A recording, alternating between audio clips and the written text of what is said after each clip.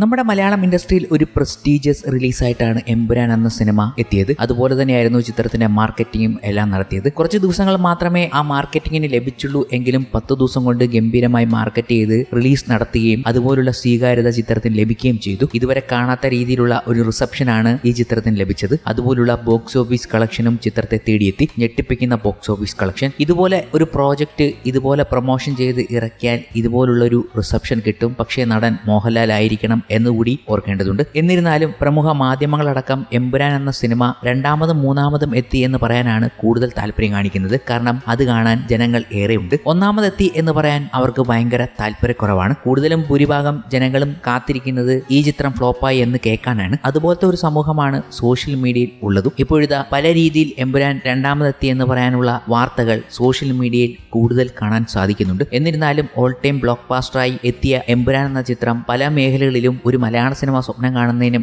അപ്പുറമാണ് കളക്ഷൻ ഉണ്ടാക്കിയത്. ചില മേഖലകളിൽ താഴ്ന്നുപോയി, അത് ശരി തന്നെയാണ്. പക്ഷേ ആ താഴ്ന്നുപോയത് എടുത്തു കാണിച്ചുള്ള ബൂസ്റ്റ് ചെയ്ത റിപ്പോർട്ടുകളാണ് എപ്പോഴും വരാറുള്ളത്. ഒരു മലയാള സിനിമ കളക്ഷനിലെ സർവ്വകാല റെക്കോർഡുമായി മുന്നേറുകയാണ് എമ്പുരാൻ. 325 കോടിയാണ് ചിത്രം ആഗോള ബിസിനസ്സിലൂടെ നേടിയിരിക്കുന്നത്. അണിയറ പ്രവർത്തകനെയാണ് ഇക്കാര്യം സാമൂഹ്യ മാധ്യമങ്ങളുടെ ഔദ്യോഗികമായി അറിയിച്ചത്. മാർച്ച് 21 മുതൽ ടിക്കറ്റ് വിൽപ്പന ആരംഭിച്ച ചിത്രമാണ് 30 ദിവസം കഴിയുമ്പോൾ 325 കോടി നേടിയെടുത്തിരിക്കുന്നതും. അതേസമയം വ്യത്യസ്ത റീജിയനുകളിലെ ബോക്സ് ഓഫീസുകളിൽ വ്യത്യസ്തമായ മലയാള സിനിമകളാണ് ഒന്നാം സ്ഥാനത്ത് തുടരുന്നത്. ബോക്സ് ഓഫീസിലെ എമ്പുരാന്റെ കുത്തൊഴുക്കിലും ഇവയുടെ സ്ഥാനത്തിന് ഇളക്കം തട്ടിയിട്ടില്ല എന്നത് എടുത്തു കാണിച്ചുകൊണ്ടുള്ള റിപ്പോർട്ടുകളാണ് അവർ നൽകുന്നതും. കേരള ബോക്സ് ഓഫീസിൽ ഇപ്പോഴും കളക്ഷൻ ഒന്നാമത് നിൽക്കുന്നത് 2018 എന്ന ചിത്രമാണ്. രണ്ടാം സ്ഥാനത്താണ് എമ്പുരാൻ നിൽക്കുന്നത്. കേരളത്തിന് പുറത്തുള്ള സംസ്ഥാനങ്ങളിൽ നിന്നും ഏറ്റവും കൂടുതൽ കളക്ഷൻ നേടിയ മലയാള സിനിമ മഞ്ഞുമൽ ബോയ്സ് ആണ്. റെസ്റ്റ് ഓഫ് ഇന്ത്യയിലും ഇന്ത്യ മുഴുവനും കളക്ഷനിൽ ഒന്നാം സ്ഥാനത്തുള്ള മലയാള സിനിമയും മഞ്ഞുമൽ ബോയ്സ് ആണ്. ചിത്രം ഇതര സംസ്ഥാനങ്ങളിൽ നിന്നും 95 കോടി ആയിരുന്നു കളക്ഷൻ നേടിയിരുന്നത്. 168 കോടിയാണ് ചിത്രം ഇന്ത്യയിൽ നിന്നും നേടിയത്.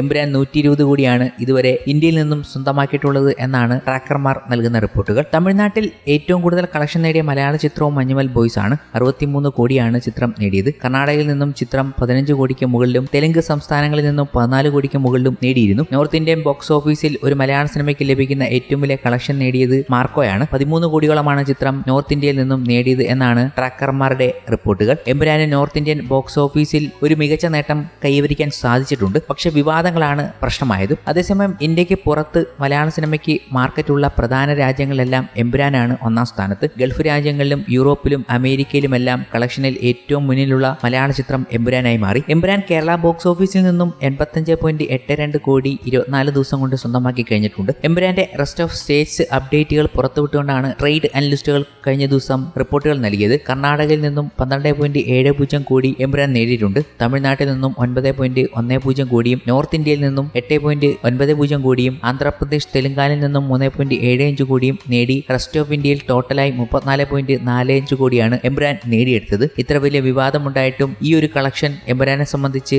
മികച്ചത് തന്നെയാണ്. അതിനൊപ്പം തന്നെ കേരള ബോക്സ് ഓഫീസിൽ 2025 ഉറ്റുനോക്കുകയാണെങ്കിൽ രേഖാചിത്രം എന്ന ചിത്രമാണ് സൂപ്പർ ഹിറ്റ് ആയിരിക്കുന്നത്. അതിനുശേഷം officers on duty super hit അടിച്ചു. എമ്പുരാൻ എന്ന ചിത്രം ഓൾ ടൈം ബ്ലോക്ക് ബാസ്റ്ററായി. ആലപ്പുഴ ജിംഖാന സൂപ്പർ ഹിറ്റിലേക്ക് കുതിച്ചു കഴിഞ്ഞു. മരണമാസം ഹിറ്റിലേക്കാണ് എത്തിക്കൊണ്ടിരിക്കുന്നത്. ഇനി വരാൻ പോകുന്ന തുടരും എന്ന ചിത്രത്തിലേക്കാണ് മോളിവുഡ് ഉറ്റുനോക്കുന്നതും. ഇതുകൂടാതെ തന്നെ മോളിവുഡിൽ റിലീസായ ബ്രൊമാൻസ്, പൊന്മാൻ, ഒരു ജാതി ജാതകം ഇതൊക്കെ ആവറേജായി മാറുകയും ചെയ്തു. ബാക്കിയുള്ളതെല്ലാം കേരള ബോക്സ് ഓഫീസിൽ ഫ്ലോപ്പുകളായി മാറി. എന്തായാലും എമ്പുരാന്റെ വിവരങ്ങളൊക്കെ ഇങ്ങനെ നിൽക്കുമ്പോഴും മോഹൻലാൽ ഒരു സന്തോഷ വാർത്ത അറിയിച്ചുകൊണ്ടാണ് ഇന്നേ ദിവസം നമ്മുടെ മുന്നിലേക്ക് എത്തിയത്. നടൻ മോഹൻലാലിന് ഫുട്ബോൾ ഇതിഹാസം മെസ്സിയുടെ സമ്മാനം. മെസ്സിയുടെ ഓട്ടോഗ്രാഫ് പതിഞ്ഞ ജേഴ്സിയാണ് മോഹൻലാലിന് സമ്മാനമായി ലഭിച്ചത്. മോഹൻലാൽ തന്നെയാണ് ഈ സന്തോഷ വാർത്ത സോഷ്യൽ മീഡിയയിലൂടെ പ്രേക്ഷകർക്കായി പങ്കുവച്ചത്. പ്രിയപ്പെട്ട ലാലേട്ടന് എന്ന് എഴുതിയാണ് മെസ്സി ഓട്ടോഗ്രാഫ് ഒപ്പിട്ടത്. മോഹൻലാലിന്റെ ഏറ്റവും പ്രിയപ്പെട്ട ഫുട്ബോളറാണ് അർജന്റീനിയൻ താരമായ ലയണൽ മെസ്സി. ജീവിതത്തിലെ ചില നിമിഷങ്ങൾ വാക്കുകൾ കൊണ്ട് പറയാൻ പറ്റാത്തത്ര ആഴമുള്ളതാണ്. അവ എന്നെന്നും നിങ്ങളോടൊപ്പം നിലനിൽക്കും. ഇന്ന് ആ നിമിഷങ്ങളിൽ ഒന്ന് ഞാൻ അനുഭവിച്ചു. സമ്മാനപ്പൊതി അഴിക്കുമ്പോൾ